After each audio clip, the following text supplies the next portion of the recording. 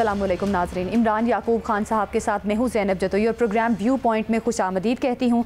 आज सियासी हवाले से एक मिला जुला दिन रहा। बिलावल भुट्टो ने वज़ीर आज़म शहबाज शरीफ के साथ मुलाकात पर यह क़यास आराइयाँ की जा रही हैं कि ज़िमनी इंतखाबात के बारे में क्या बातचीत या फ़ैसले हुए और ये कि पीपल्स पार्टी के इक़्तिदार में बाकायदा शामिल होने के बारे में कोई फ़ैसला हुआ या नहीं। साबिक़ स्पीकर कौमी असम्बली की वसादत से ये खबर सामने आई है कि बानी PTI ने ज़िमनी इंतखाबात का बाइकआउट करने का फ़ैसला किया है। इस फैसले का PTI को क्या फ़ायदा या क्या नुकसान होगा, प्रोग्राम के पहले हिस्से में इन्हीं सियासी उमूर पर बात की जाएगी। दूसरे हिस्से में भारतीय वज़ीर आज़म की army chief field marshal Asim Munir के खौफ से वाइट हाउस ना जाने और मोदी और डोनाल्ड ट्रंप के मबैन पैदा होने वाले इख्तलाफात की असल वजह यानी एक टेलीफोन कॉल पर बात की जाएगी, जिसमें मोदी ने ट्रंप की सालिसी को तस्लीम करने से इनकार कर दिया था। तीसरे हिस्से में पाकिस्तान में पेट्रोलियम के ज़खायर का जायज़ा लिया जाएगा कि ये कहाँ कहाँ मौजूद हो सकते हैं और अमरीका की मुआवनत से नए कुएँ कहाँ खोदे जाएंगे। नाज़रीन, सबसे पहले बात करेंगे पाकिस्तान तहरीक इंसाफ का ज़िमनी इंतखाबात से बाइकआउट का फ़ैसला जो है वो सामने आया है। इमरान साहब, आपका क्या कहना है इस पर? एक तरफ पाकिस्तान तहरीक इंसाफ एहतजाजी तहरीक चलाने की बातें कर रही है, दूसरी तरफ ज़िमनी इंतखाबात से लाताल्लुकी का जो फ़ैसला किया गया कि हम बाइकआउट करने जा रहे हैं। क्या लगता है पाकिस्तान तहरीक इंसाफ को कॉन्फिडेंस नहीं है कि जीतेंगे नहीं? अपनी मकबूलियत पर कोई शक का इजहार किया जा रहा है PTI की जानिब से। बिस्मिल्लाहिर्रहमानिर्रहीम। देखें ज़ैनब, सीधी बात ये है कि PTI की तरफ से हमेशा ये डोल पीटा जाता है कि जी हम बड़े जमहूरी लोग हैं और जमहूरियत पे यकीन रखते हैं और हमारे साथ बड़ी ज़्यादती। इसमें कोई शक नहीं कि PTI जो है मुल्क की एक मकबूल तरीन सियासी जमात है, लेकिन ये कैसी जमहूरी सियासी जमात है कि जो इलेक्शन से ही भाग रही है। भाई, आपसे अगर ज़्यादती हुई, आपको अगर फॉर्म 47 पे हरा दिया गया, आपसे अगर हुकूमत छीन ली गई, आपसे अगर आपका मैंडेट छीन लिया गया, तो आपको तो ज़्यादा ताकत के साथ मैदान में आना चाहिए ताकि आप अपना छीना हुआ मैंडेट वापस ले सकें। उनको लगता है हम जीतेंगे नहीं, ये कहाँ की मुझे बताएं ना कि समझदारी है या दानिश्वरी है कि वो पहले खुद से ये अखज़ कर लें कि अच्छा अब भी हमारे साथ होगा। इसका मतलब ये है कि अगर उनकी कहीं सेटिंग नहीं होती, अगर ताकतवर लोगों में उन्हें कबूलियत नहीं होती, तो फिर वो सियासत से ताल्लुकी कर देंगे, फिर वो कभी इलेक्शन में हिस्सा नहीं लेंगे। तो इसलिए मैं ज़ाती तौर पे तो being a follower of politics ये समझता हूँ कि ये PTI का फ़ैसला दुरुस्त नहीं है। आपको कभी भी दुश्मन को, अपने सियासी मुखालिफ को जगह नहीं देनी चाहिए। वो कहते हैं कि सियासत के सीने में दिल नहीं होता। अगर आप जगह खाली छोड़ देंगे तो इसका मतलब ये है कि आपने 50% तो चांस है ना आपके जीतने का, असेंबली में आने का। अगर आपने वो चांस ही खो गया तो फिर तो 100% ये है कि आप असेंबली में नहीं आएंगे। और अगर असेंबली अपना अरसा पूरा करती है, जो हम हमेशा कहते हैं कि अल्लाह करे तमाम असेंबलियाँ अपनी मुद्दत पूरी करें, तो इसका मतलब आपने अगले 3 साल के लिए तो अपने आप को सियासत से मुकम्मल तौर पर आउट कर लिया। अच्छा इमरान साहब, एक तरफ ये फैसले किए जा रहे हैं कि हम बाइकआउट करेंगे, दूसरी तरफ ये भी बताया जा रहा है कि शायद गवर्नमेंट की जानिब से ऑफ़र दी जा रही है कि दोबारा से मुज़ाकरात करते हैं। तो PTI को, आपके ख्याल में PTI के लिए क्या वाहिद और बेहतर रास्ता अब रह गया पीछे कि क्या गवर्नमेंट के साथ मुज़ाकरात अगर PTI करती है तो कोई रास्ता निकलता है इनके लिए? देखें, PTI के लिए रास्ता एक ही कीमत में निकलेगा, एक ही सूरत में निकलेगा कि वो हुकूमत के साथ, सियासी जमातों के साथ एक मेज़ पे बैठें, वहाँ पे बातचीत हो और उसके बाद जो ताकतवर हलके हैं, जो फैसला कुन हलके हैं, उन तक ये बात जाए कि अब PTI जो है वो सिस्टम का हिस्सा बनने को तैयार है। अगर आप देखें 9 मई के वाक़े ने PTI को बहुत बैकफुट पे कर दिया है। उस पर बहुत सारे अब इफ्स एंड बट्स हैं, उस पर बहुत सारे सवालात हैं। सबसे अहम जो इसमें मामला है ना वो ये है कि PTI नाम है सिर्फ इमरान खान साहब का जी, उसमें दूसरी तीसरी चौथी टियर है ही कोई नहीं। खान साहब हैं और आवाम है, ये उसका प्लस पॉइंट भी है और माइनस पॉइंट भी है। प्लस पॉइंट ये है कि भले जो मर्जी को दुनिया करती रहे, दूसरे कहते रहे, कारकुन ने सिर्फ खान की सुननी है। और माइनस ये है कि अगर खान को गलत फैसला करते हैं या जज्बात की रो में बह जाते हैं या रूहानी तौर पे उन्हें कोई इशारा दे दिया जाता है, तो उस रूहानी इशारे की आड़ में वो कुछ फैसला कर लेते हैं कि ऐन से शुरू हो या मीम से या नून से, तो फिर भी कोई उन्हें समझाने वाला, गाइड करने वाला या मशवरा देने वाला नहीं। बिल्कुल, सबसे बेहतरीन बात यह है कि कारकुन को जो गाइड करने वाले लोग हैं उनको चाहिए कि वो कारकुन बेहतर तरीके से और सही गाइड करें, बजाय इसके कि इंतशार की सियासत की तरफ लेके जाया जाए, बजाय इसके कि बानी PTI को ये जाकर समझाया जाए कि मुज़ाकरात एक वाहिद रास्ता है और किसी एक नुक्ते पर इतफाक़ करके ही पाकिस्तान तहरीक इंसाफ आगे जाके अपने मुस्तकबिल को बचा सकती है। हुज़ैफ़ा रहमान वज़ीर मुमलिकत मुआविन खुसूसी खसूसी वज़ीर-ए-आज़म हमारे साथ मौजूद हैं। हुज़ैफ़ा साहब, बहुत शुक्रिया आपके वक्त का। पाकिस्तान तहरीक-ए-इंसाफ की मुज़ाकरात के हवाले से बातचीत सामने आ रही है कि हुकूमत की जानिब से एक दफ़ा फिर पेशकश की गई है मुज़ाकरात की। क्या PTI को या बानी PTI को ऑफ़र करने के लिए आप लोगों के पास कुछ मौजूद है? देखिए, ये दो बातें हैं जो आपके सवाल के दो हिस्से हैं। पहला तो ये है कि क्या हुकूमत तहरीक इंसाफ को मुज़ाकरात की ऑफर कर चुकी है या मुज़ाकरात उनसे करना चाहती है। दूसरा ये है कि क्या बानी तहरीक इंसाफ के साथ मुज़ाकरात हो रहे हैं। देखिए जी, हुकूमत का पहले दिन से ये स्टांस है कि पाकिस्तान में सियासी इस्तेहकाम जो है वो अशद ज़रूरी है। सियासी इस्तेहकाम से ही मौशी इस्तेहकाम जुड़ा होता है। और तहरीक इंसाफ जो असम्बली में बड़ी एक सियासी जमात है, अपोजिशन लीडर उनका है, और हमारे पास तो हर वक्त उनके लिए मुज़ाकरात की जो ऑफर है हमारी साइड से वो ओपन है।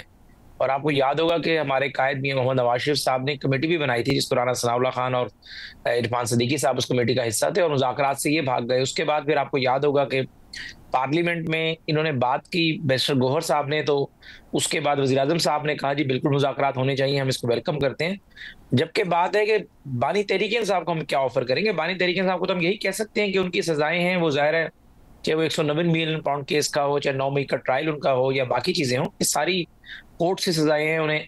और जिस तरीके के पाकिस्तान के सब मारूजी हालात हैं आप बेहतर जानती हैं, वो निज़ाम नहीं है कि 90 की दिहाई हो और कोर्ट्स आपके मातहत हों और आप कोर्ट से डायरेक्ट रिलीफ दिलवा दे।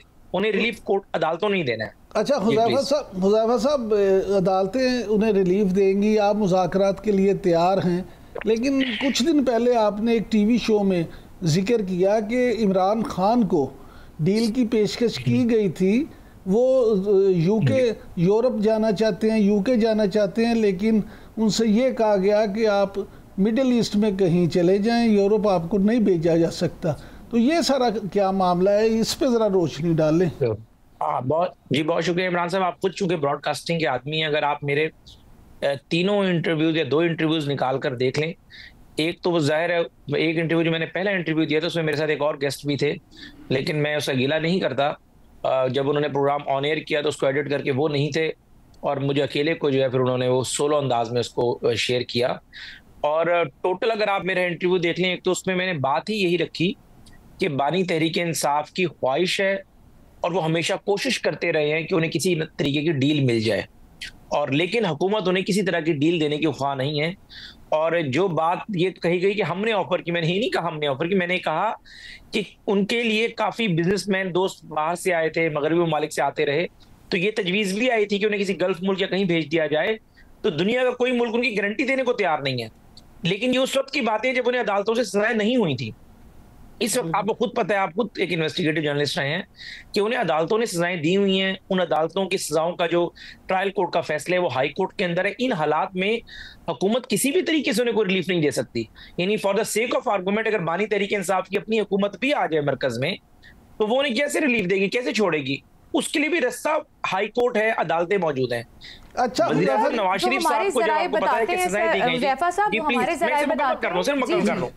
मुकम्मल कर रहा हूं। वजीर आजम नवाज शरीफ साहब को भी जब सजाएं हो गई, उन सजाओं को गलत मानते थे, उसके बाद मुल्क में हुकूमत तब्दील हो गई, मरकज में हमारी हुकूमत आई, और आपने देखा कि 18 महीने 16 महीने PDM का दौर था। उसके बावजूद भी मोहम्मद नवाज शरीफ साहब जब पाकिस्तान लैंड किया तो इस्लामाबाद लैंड करना पड़ा और सरेंडर टू द कोर्ट करना पड़ा, फिर वो यहां से लाहौर गए। तो वजह इस वक्त जो मामला हैं, मुझे खुद इस बात का यकीन भी है, कुछ चीजें मेरे पास मौजूद भी हैं, कि बानी तहरीक इंसाफ ने कोई दिन ऐसा नहीं है जब डील की कोशिश ना की हो। देखिए, रिचर्ड गिरनेल से मुलाकात का क्या मकसद है कि रिचर्ड गिरनेल हम पर दबाव डाले ट्रंप इंतजामिया के जरिए। उनके बेटे जो है, उनकी बेगम जो है ज्यूइश लॉबी की एक बहुत बड़ी कारिंदा है बरतानिया में, उनके साले वहां पर ज्यूइश लॉबी की तरफ से मेयर लंदन का इलेक्शन लड़ते हैं। उनकी तरफ से बार बार जिस तरीके के बयानात दिए गए और जो सब कुछ होता रहा, हाउस ऑफ लॉर्ड के अंदर मेंबरान से मिलने का क्या मकसद है, अमेरिका में हाउस ऑफ कांग्रेस में मेंबरान से मिलने का क्या मकसद है? तो ये बानी तहरीक इंसाफ, हाँ लफ्ज वो डील नहीं कहते, वो उसका नाम नया दे देते हैं। वो जिस तरह आप अपने साथ वाले कमरे को करार देते हैं ये लाहौर है और ये वाला कमरा मेरा इस्लामाबाद है। मुझसे पूछे कहाँ गए थे, मैं लाहौर गया था जी। वो डील का लफ्ज को चेंज करके कहते हैं, वो कहते हैं जी मैं क्योंकि मेरे से इंसानी हकूक की खिलाफ वर्जी हो रही है, इसलिए बैरूनी दुनिया मुदाखलत करे और मुझे यहां से रिहा कराए। वो उसका लफ्ज चेंज कर देते, उसको एनआरओ का नाम नहीं देते, उसको डील का नाम नहीं देते। लेकिन हमारी हुकूमत की वाज़ेह पॉलिसी है, मैंने इसकी वजाहत भी कर दी, आपने मौका दिया, शुक्र है आपके प्रोग्राम के तवज्जुह से फिर कर दी, कि बानी तहरीक इंसाफ को कोई भी डील चाहिए उसके लिए पाकिस्तान की अदालतें, जिन अदालतों ने सजा दी है वही अदालतें उन्हें रिलीफ दे सकती हैं। अच्छा हुज़ैफा जी ये बात करेंगे जी प्लीज। अच्छा हुज़ैफा जी ये फरमाइएगा कि ये पीटीआई की तो बात हो गई, कल बिलावल भुट्टो सरदारी साहब आए वज़ीर आज़म से अफसोस करने के लिए उनके कज़न की वफ़ात पे, और जब दो सियासी लोग मिलते हैं तो यकीनन सियासत पे भी गुफ्तगू होती है। इस तरह की भी खबरें हैं कि वज़ीर आज़म ने हमेशा की तरह एक बार फिर उनकी सियासी जो अहमियत है उसको सराहा, सियासी उनके अंदाज को सराहा, और इस ख्वाहिश का इजहार किया कि पीपल्स पार्टी भी अगर हुकूमत में हो तो अच्छे मामला हो सकते हैं।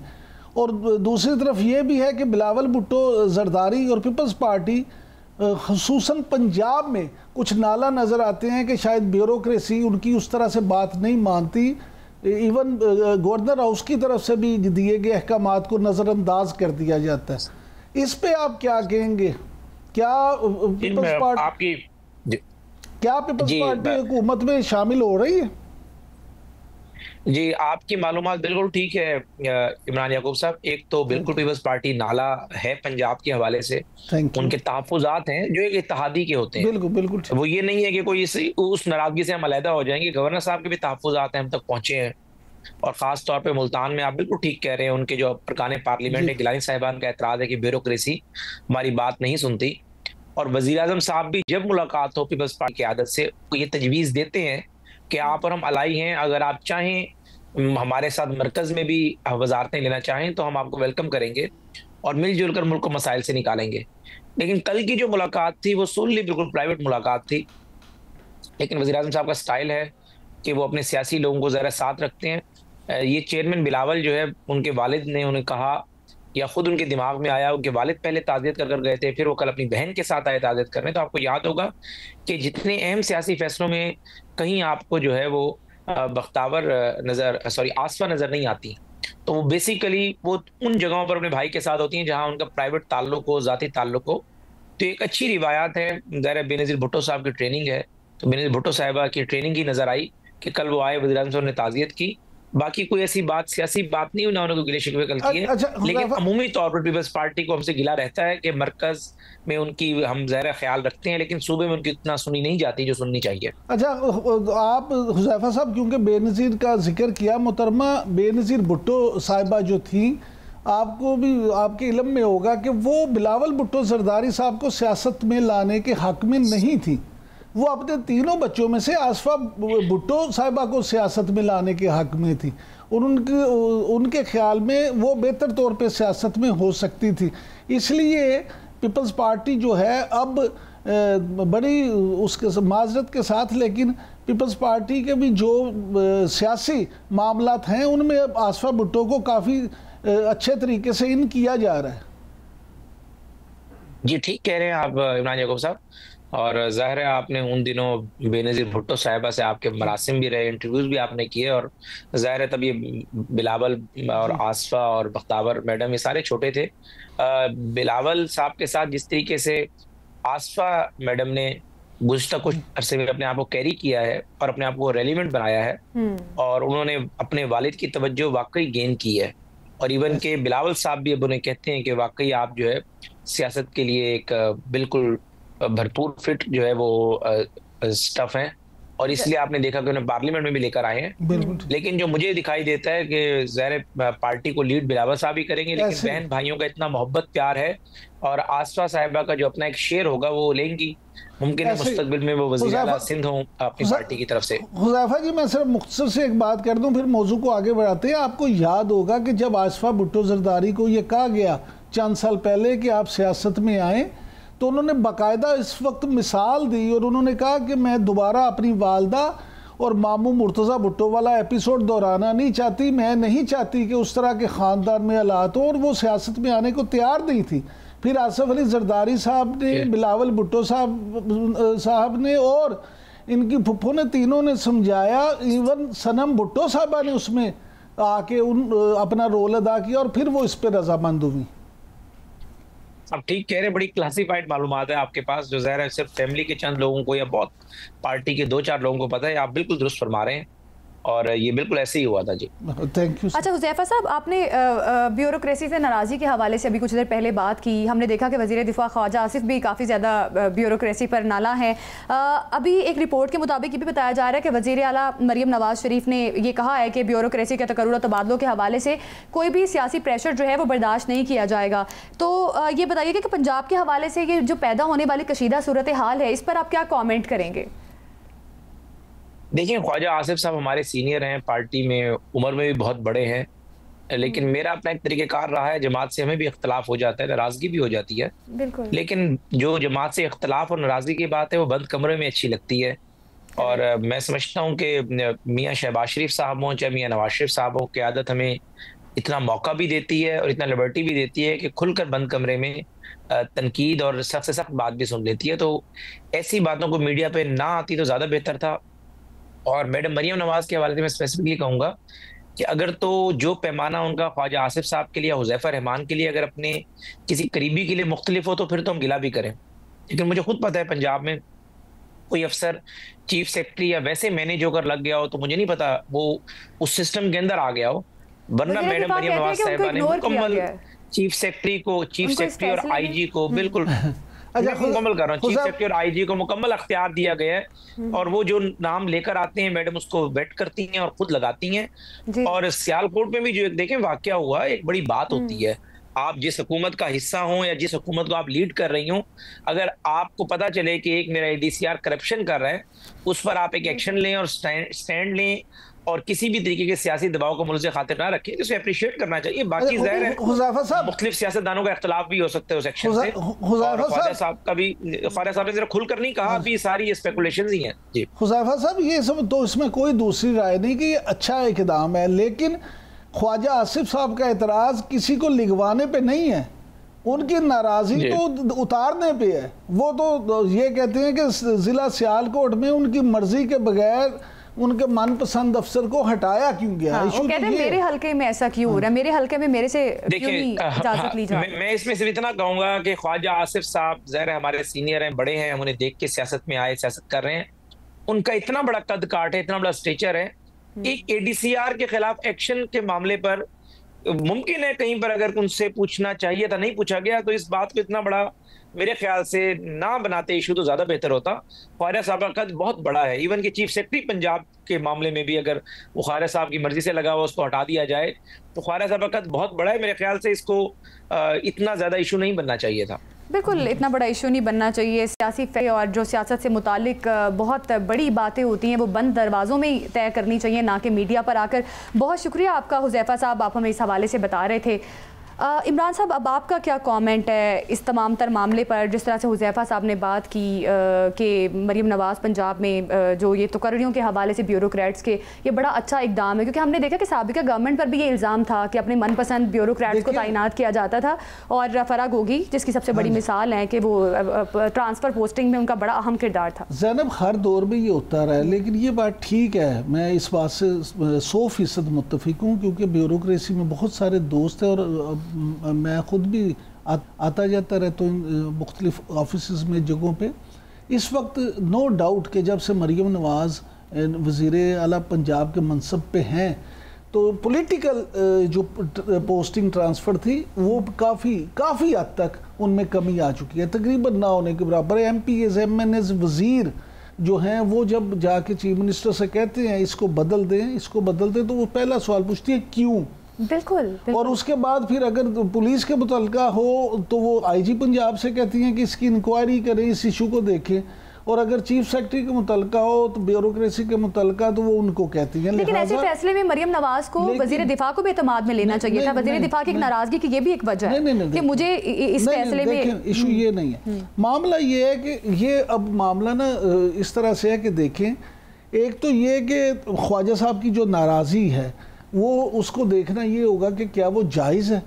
भी आपसे ये पूछा नहीं गया, लेकिन ये तो देखें कि क्यों नहीं पूछा गया। और कहते हैं मेरे हल्के में ट्रांसफर पोस्टिंग का मेरे से तो नहीं, लेकिन इजाजत एक बंदा अगर इसने 18 करोड़ की रिश्वत ली है और उससे ज़राए के मुताबिक जो एंटी करप्शन के ज़राए हैं अगर 12-14 करोड़ बरामद भी हो गए हैं तो इसका मतलब है कि तकरीबन साबित हो गया कि वो उसने करप्शन की है और वो करप्ट है। तो फिर ऐसे बंदे के लिए तो ख्वाजा साहब को खुद ही नहीं करना चाहिए। लेकिन उसमें असल में ख्वाजा साहब ने जो ट्वीट भी किया और ये चीज़ें की तो पंजाब के बहुत अहम ओहदे पर फाइज और बड़े अफसर हैं, ख्वाजा साहब ने उनको टारगेट किया था और वो अफसर जो हैं हमारे वाकफान हाल के मुताबिक तो वो लोगों को बहुत सारी सफाई सुथराई भी दे रहे हैं कि उनका इसमें कोई कसूर नहीं है, उनका ये मसला नहीं है, ये इस हवाले से नहीं है। बहुत सारे मामला हैं इसमें, इफ्स एंड बट्स फिर बहुत ज़्यादा है। लेकिन ये ज़रूर है कि मैं ये ज़ाती तौर पर समझता हूँ कि ये जो वाक़या हुआ है इससे आप देखेंगे कि चीज़ें बहुत सी अब निकलेंगी। अब ये नहीं हो सकता कि ये जो मामला है यहीं रुक जाए, ये अब मामला अभी आगाज़ है। इससे आप देखेंगे कि बहुत सारे अफसर जो हैं वो भी बेनकाब होंगे और हो सकता है कि पंजाब में इंतज़ामी तौर पे कोई अहम तब्दीलियाँ भी हो जाएं। बिल्कुल, देखना यह है कि पंजाब में आगे जाके जो कशीदगी बहरहाल पैदा हो रही है इसको पंजाब हुकूमत किस तरह से डील करती है ये देखना भी बाकी है। अभी वक्त हुआ एक ब्रेक का, ब्रेक के बाद बात करेंगे नरेंद्र मोदी किस खौफ के तहत वाइट हाउस वाली मुलाकात में नहीं गए, इस पर बात करेंगे। हमारे साथ ही रहिएगा।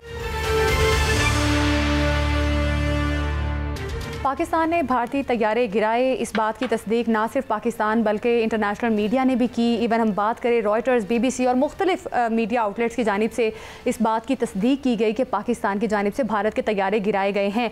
लेकिन एक दफ़ा फिर ये मामला ज़ेर बहस आ गया है क्योंकि पाकिस्तान से दुर्गत बनने के 3 माह बाद भारतीय एयर चीफ की जानिब से कहा गया है कि 6 पाकिस्तानी तैयारे तबाह किए गए हैं। इस दावे पर बात करेंगे। हमारे साथ मौजूद हैं ब्रिगेडियर रिटायर्ड वक़ार खान जो कि दिफाई तज्ज़िया कार भी हैं। बहुत शुक्रिया आपका ब्रिगेडियर रिटायर्ड वक़ार खान साहब। क्या कहेंगे आप भारत की स्टेटमेंट पर?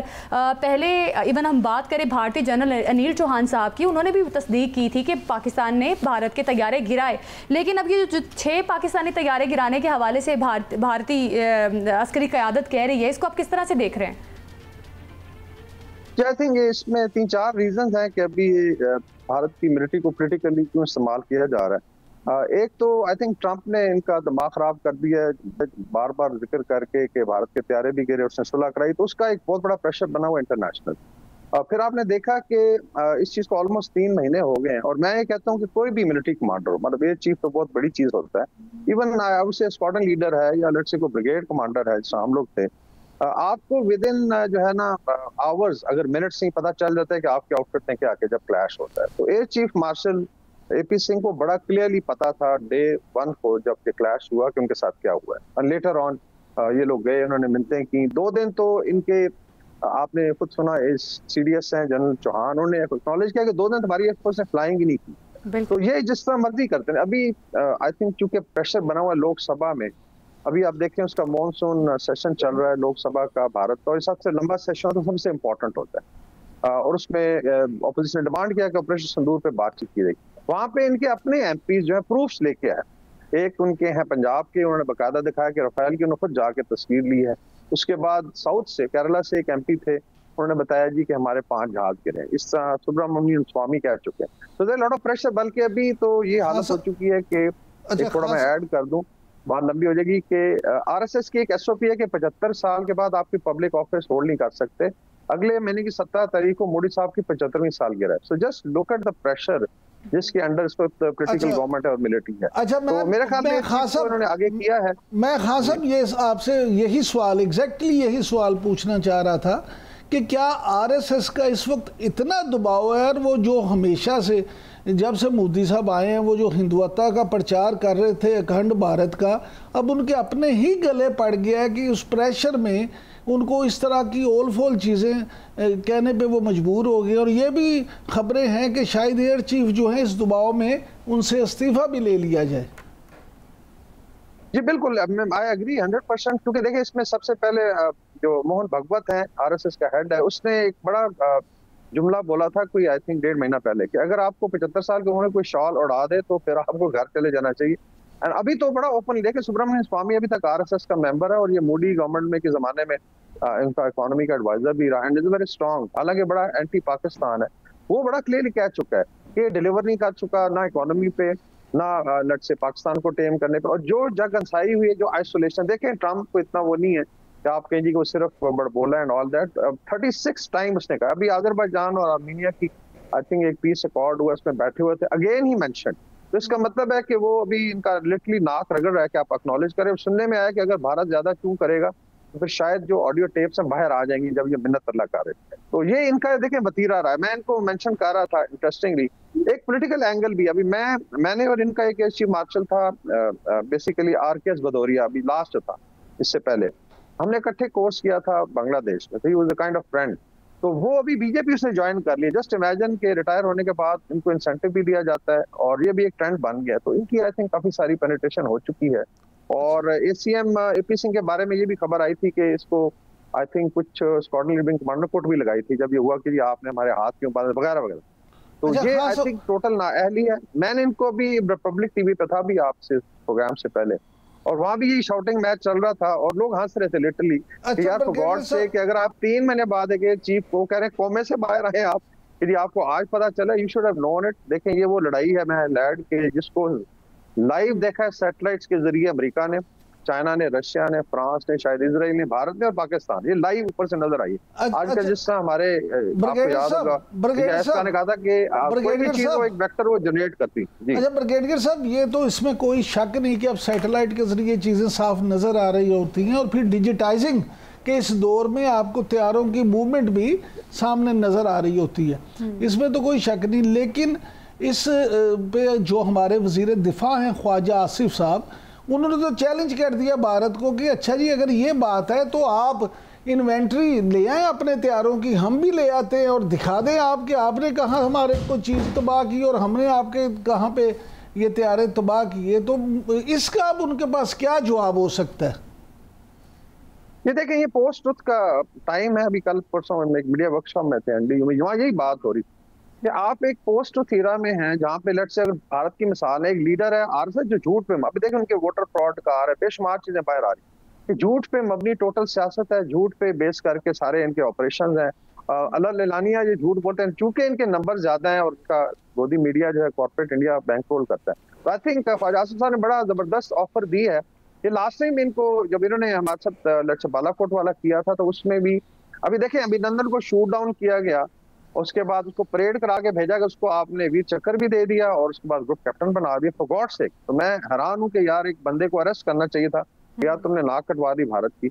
अभी भारत में एक और प्रेशर बन रहा है कि इनकी मेरी कैलकुलेशन में 256 कैजुअल्टीज है एयरफोर्स और आर्मी, और उनको अवार्ड्स की बात हो रही है, उनके पायलट्स का है कि वो किधर गए और उस पर बड़ी बहस हो रही है। तो मेरे ख्याल में there is a hard time for Modi और उसको अभी इस्तेमाल कर रहे हैं चीफ को। अच्छा ब्रिगेडियर साहब, बिल्कुल मोदी का इस टाइम वाकई में हार्ड टाइम चल रहा है, बिल्कुल दुरुस्त बात कह रहे हैं। लेकिन अभी ये जिस किस्म के बयानात सामने आ रहे हैं इनके एयर चीफ की जानिब से, और यही लग रहा है कि कहीं ना कहीं अपने तमाम तर मामलात को कवर करने की भारत कोशिश कर रहा है या अपने लोगों को मजीद फूल बनाने की कोशिश कर रहा है। लेकिन अब इस नुक्ते की तरफ भी हम जाएंगे, ये जो बात की जा रही है कि भारत के जो मामलात हैं वो अमेरिका के साथ खराब होते नजर आ रहे हैं, आपको क्या लगता है कि नरेंद्र मोदी साहब जो कि हर जगह हर किसी को चैलेंज करते करते उनके अपने जो मुआशी मामलात हैं या अपनी जो बिजनेस डील्स थी अमेरिका के साथ वो भी नाकामी की तरफ जा रही हैं, 50% टैरिफ लगा दिया गया है, तो आपको लगता है कि नरेंद्र मोदी क्या इस पोजीशन में है कि वो ये सारा प्रेशर सस्टेन कर सके?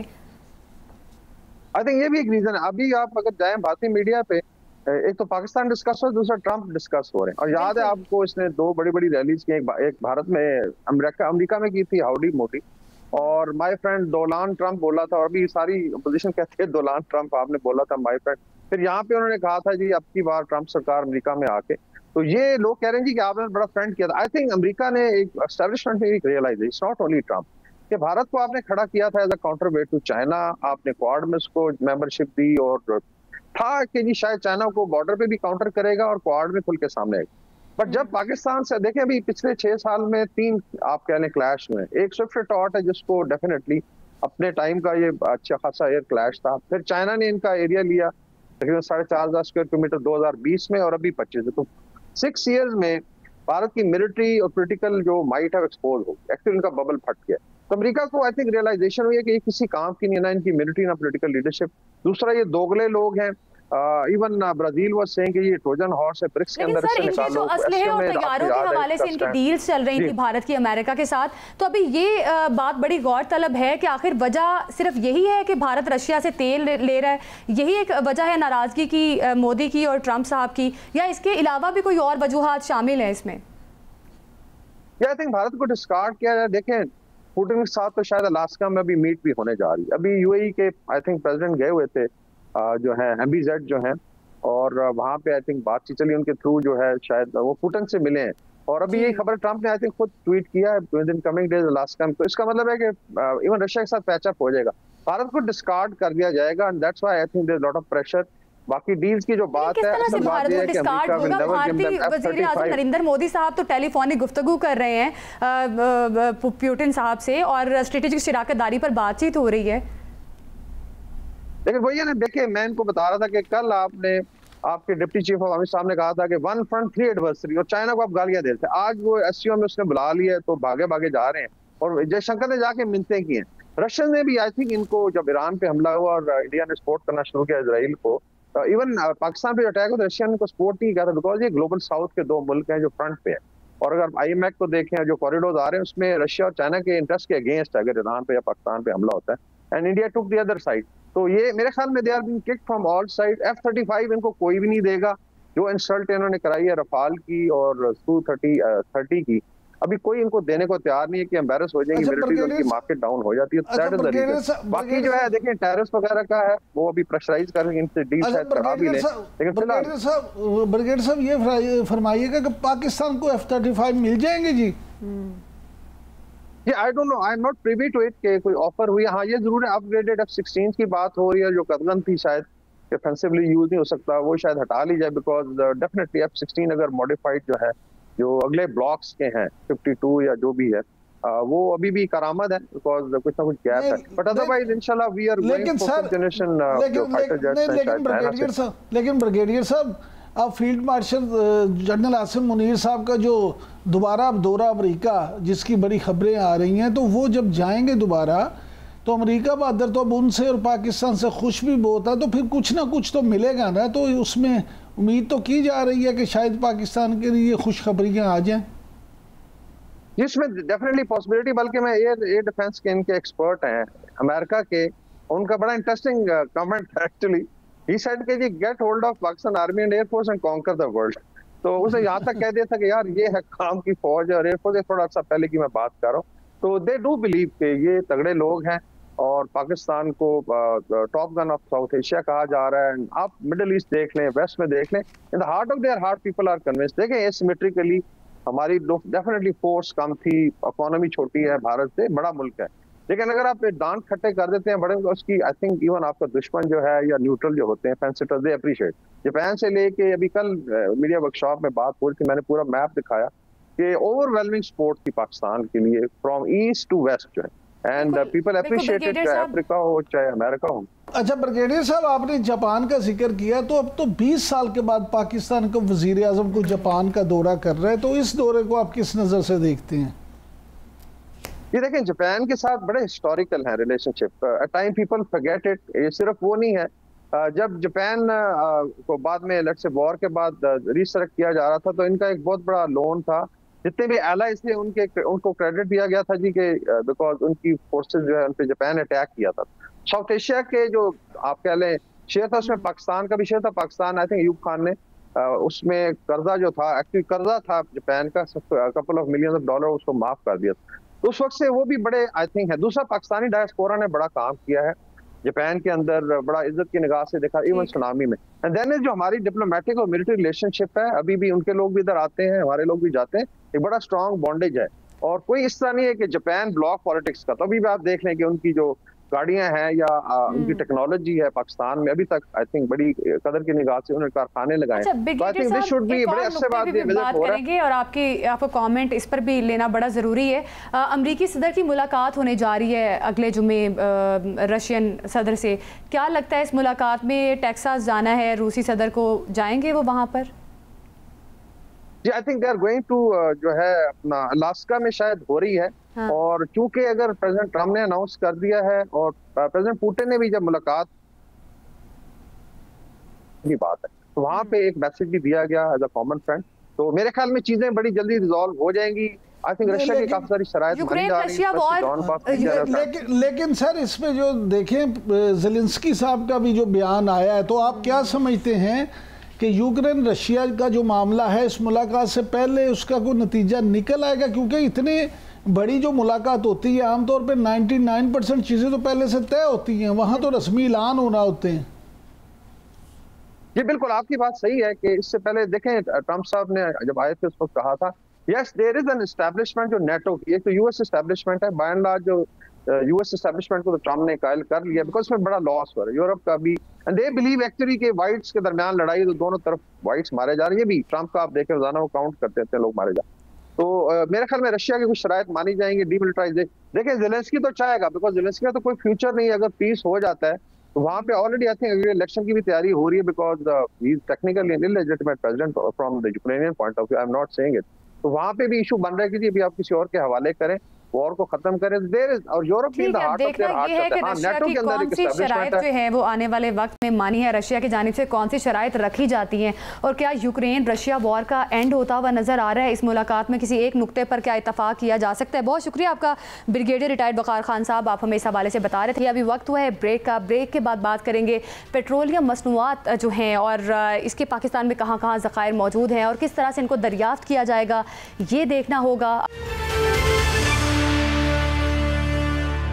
Welcome back. पाकिस्तान में पेट्रोलियम के ज़खायर मौजूद हैं, ये कहाँ पर मौजूद हैं, और ये भी कहा जा रहा है कि अमेरिका जो है वो मुआवनत करेगा कि पाकिस्तान में कहाँ कहाँ कुएं खोदे जाएं और कहाँ कहाँ से ये ज़खायर जो है बरामद किए जा सकते हैं। इमरान साहब, ये जिस तरह से पाकिस्तान की अमेरिका के साथ डील्स भी हुई हैं कि ज़खायर जो हैं वो तलाश किए जाएंगे, अमेरिका जो है इसमें पाकिस्तान की मुआवनत भी करेगा, किस तरह से देखते हैं पाकिस्तान के लिए कितना सूदमंद साबित हो सकता है?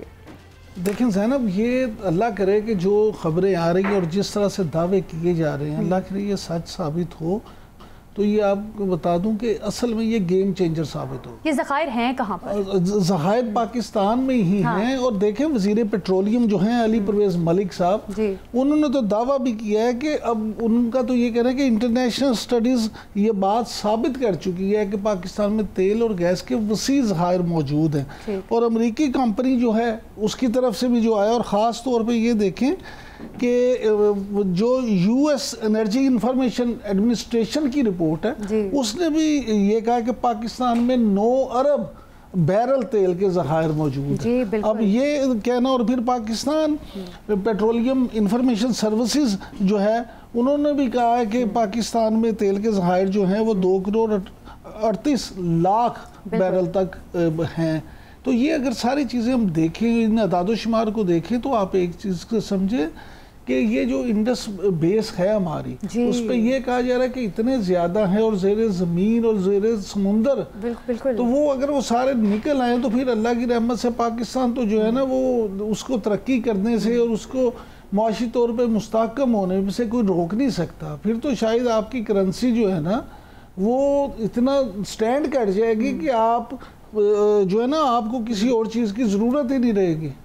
अच्छा इमरान साहब, जिस तरह से यूएसएड स्टडी ने ये कहा भी है, उनकी जानिब से रिपोर्ट भी किया गया कि सिंध बेसिन में up to 14 billion barrel of technically crude oil जो है वहाँ पर मौजूद है। तो अब क्या अमेरिका ही खाली पाकिस्तान की मुआवनत करेगा इन ज़खायर को तलाश करने में, या कोई और भी ममालिक कर सकते हैं, कोई और कंपनीज भी पाकिस्तान को इसमें हेल्प आउट कर सकती हैं? देखिए कनाडा तो पहले ही इस पे पाकिस्तान के साथ मुख्तलिफ कैनेडीज कंपनी जो हैं वो काम कर भी चुकी है। अच्छा। तो कनाडा इसमें इंटरेस्टेड है। अमेरिका तो अब प्रेसिडेंट ट्रंप खुद इस मामले पे बहुत इंटरेस्टेड हैं और वो ये कह रहे हैं कि अमेरिका की जो बड़ी कंपनीज हैं वो यहाँ पे काम करेंगी। तो अगर ये मामला होता है तो फिर आप देखेंगे कि चीन और रूस भी पीछे नहीं रहेंगे। बिल्कुल। दुनिया की जितनी भी बड़ी ताकतें, और देखें ये जो मौजूदा मामलात हैं, मौजूदा दौर है, इसमें कमर्शियल पे और बिजनेस की बेसिस पे लोगों के ताल्लुकात, मुल्कों के ताल्लुकात इस्तवार होते हैं। अगर किसी भी मुल्क को, तरक्की याफ्ता मुल्क को ये नज़र आए कि वो यहाँ पे इन्वेस्टमेंट करेगा पाकिस्तान में और उसकी इन्वेस्टमेंट से उसको ये फ़ायदा होगा, तो कोई भी मुल्क ऐसा नहीं जो ये अपॉर्चुनिटी हासिल करने की कोशिश ना करे। बिल्कुल। इमरान साहब, जनूबी एशिया में इस वक्त पाकिस्तान एक वाहिद मुल्क है जिसके अमेरिका के साथ ताल्लुकात, सिफारती ताल्लुकात ख़ास तौर पर बहुत अच्छे जा रहे हैं। इवन सरमायाकारी के हवाले से नई नई पेशरफ सामने आ रही है रोज़ बरोज़। अब आप क्या समझते हैं कि चीन इसमें क्या रोल प्ले कर सकता है? क्या चीन भी इस सरमायाकारी मुआहिदों पर असरअंदाज हो सकता है? आगे जाके कोई फ़ायदा मिल सकता है पाकिस्तान को? देखिए ज़ैनब, चीन जो है ना, उसकी पॉलिसी अगर आप शुरू से देखें ना, चीन बड़ी खामोशी से अपना काम करता है। अच्छा। चीन की और अमेरिका की जो पॉलिसीज़ हैं ऑल टुगेदर डिफरेंट है। चीन का काम करने का अपना अंदाज है, अमेरिका का काम करने का अपना अंदाज है। अमेरिका बहादुर को शौक है चुदराहट का, अमेरिका बहादुर को शौक है अपनी सुपर मेसी का, अमेरिका बहादुर को शौक है कि वो हम सुपीरियर। चीन जो है ना, वो लो प्रोफाइल रह के अपने अंदाज में अपना काम करता है। और चीन और पाकिस्तान की जो दोस्ती है, जो ताल्लुकात हैं, ये आप कभी मत भूलें कि चीन पाकिस्तान को अगर किसी मुश्किल वक्त में अकेला नहीं छोड़ता तो अच्छे वक्त में कैसे छोड़ेगा।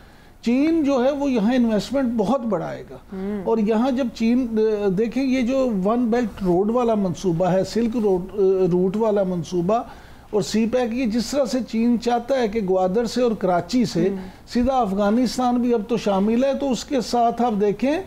और फील्ड मार्शल जो हैं जनरल आसिम मुनीर साहब, उन्होंने, आपको याद है, पहले अमेरिका का दौरा किया, अब खबरें हैं कि वो दोबारा दूसरे दौरे पे जा रहे हैं। तो ये सारी चीज़ें ऐसे नहीं हो रही। और फिर चीन में जिस तरह से फील्ड मार्शल का इस्तकबाल किया गया, उनको जो प्रोटोकॉल दिया गया, तो ये मामला जो है ना, ये अगर आप देखें तो रावी पाकिस्तान के लिए ना अब बड़ी तरक्की और चहल लिख रहा है। इंशाअल्लाह ताला अब आपको इसके समरात नज़र आना शुरू हो जाएंगे। और वो लोग जो ये कहते थे ना कि जी पाकिस्तान जो है वो करप्ट हो जाएगा, पाकिस्तान जो है वो देखें आप वो डिफ़ॉल्ट कर जाएगा, पाकिस्तान आलमी इदारे जो हैं इस पर एतमाद अपना ख़त्म कर देंगे, अब उनके लिए उनके मुंह पे ये थप्पड़ है।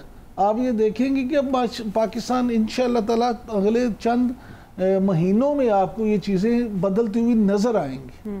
अच्छा इमरान साहब, अमेरिका पाकिस्तान दोस्ती आपको लगता है कि लॉन्ग टर्म में भी ऐसे सस्टेन कर सकेगा पाकिस्तान या अमेरिका? क्योंकि अमेरिका के ताल्लुकात तो भारत के साथ भी बहुत अच्छे थे, जो कि अब आप देख ही रहे हैं कि कहाँ से कहाँ पहुँच गए हैं। क्योंकि ट्रंप की जो एक साइकी है, अब ज़खायर वाली बात है कि पेट्रोलियम की कुदरती गैस की तलाश के लिए पाकिस्तान की हेल्प करेगा अमेरिका।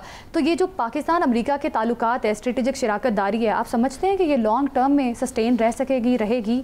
ज़ैनब, अमेरिका के लिए भी इसके अलावा अब चारा नहीं है। उसकी बुनियादी वजह यह है कि देखें, वो इंडिया की तरफ इसलिए माइल हुआ था कि एक इंडिया की आबादी, एक मार्केट थी दुनिया की, एक बड़ी मार्केट, 1.4 बिलियन की आबादी, बिल्कुल, तो उसको नज़रअंदाज नहीं किया जा सकता। दूसरा, अमेरिका को ये मामला था कि देखें, इस शायद ये एशिया में, जनूबी एशिया में, वो उसके ज़रिए से चीन पे काबू पा सकता है, पीछे रूस खड़ा है, उसके अलावा ईरान है।